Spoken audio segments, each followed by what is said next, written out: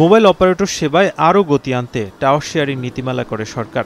লক্ষ্য ছিল জমির ব্যবহার ও অপারেটরগুলোর খরচ কমানো এবং সেবার মান বৃদ্ধি। এর জন্য ২০১৮ সালের ১ নভেম্বর ই.কো, সামিট, কীর্তনখোলা এবং ফ্রন্টিয়ার নামে ৪ প্রতিষ্ঠানকে লাইসেন্স দেয় বিটিআরসি। কিন্তু গত ৬ বছরেও প্রায় ৫৫% টাওয়ার যায়নি শেয়ারিংয়ের আওতায়।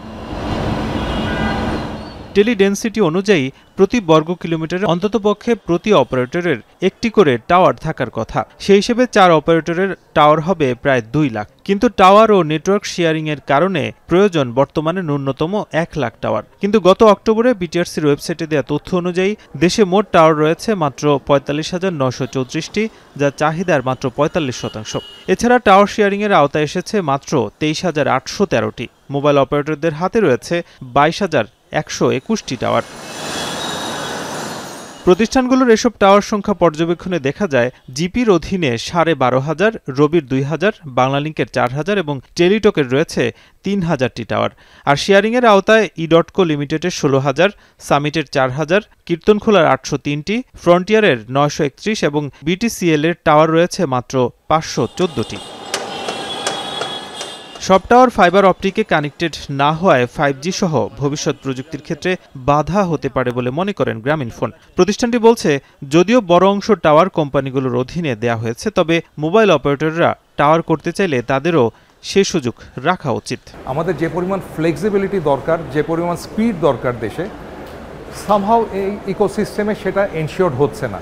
তা আমরা ভবিষ্যতে যখন আমরা আরও অনেক বেশি ডাটা ভলিউম নিয়ে কথা বলবো, প্রত্যেকটা সাইটে আমাদের ফাইবার কানেক্টিভিটি নিয়ে কথা বলবো, সেই ক্ষেত্রেই যতটা ওপেন করা যায়, যতটা ফ্লেক্সিবিলিটি এনশিওর করা যায়, আমার মনে হয় অপারেটরদের জন্য ভালো হবে এবং আলটিমেটলি দেশের কাস্টমাররা সবচেয়ে বেশি বেনিফিটেড হবে।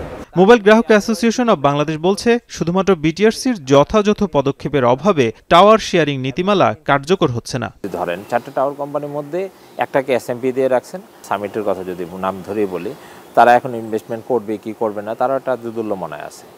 বাকি দুটি টাওয়ার কোম্পানি ধরেন কীর্তনখোলা, সে আর ইনভেস্টমেন্ট করতেই পারছে না। তাহলে আপনার কিন্তু খুব একটা ক্রাইসিস মোমেন্টে আছেন। টাওয়ার শেয়ারিং, নেটওয়ার্ক শেয়ারিং, এটা মানে খুবই গুরুত্বপূর্ণ এই মুহূর্তের সময়ের জন্য, যদি আপনি জনগণকে, গ্রাহককে ভালো সার্ভিস দিতে চান।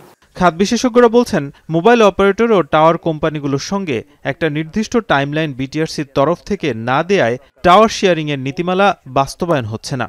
সময়ের মধ্যে বাস্তবায়ন না হলে প্রয়োজনে শাস্তিমূলক ব্যবস্থা নেওয়ার কথাও জানান তিনি। বাজার অর্থনীতিতে এখানে কাউকে আটকে রেখে বা কারো বিরুদ্ধে চাপ দিয়ে করানোর চাইতে এটাকে কম্পিটিশনের মধ্যে নিয়ে আসা উচিত।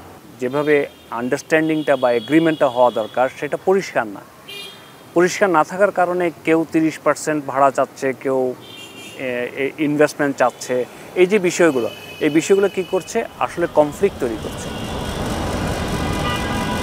দেশের 4টি মোবাইল অপারেটরের গ্রাহক সংখ্যা প্রায় 19 কোটি।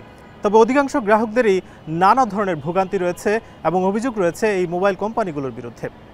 এর বড় কারণ সংযোগ স্থাপন সহ নানা ধরনের জটিলতা।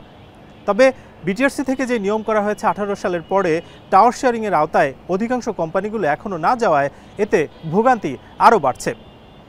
নাজমুস সাকিব, এখন, ঢাকা।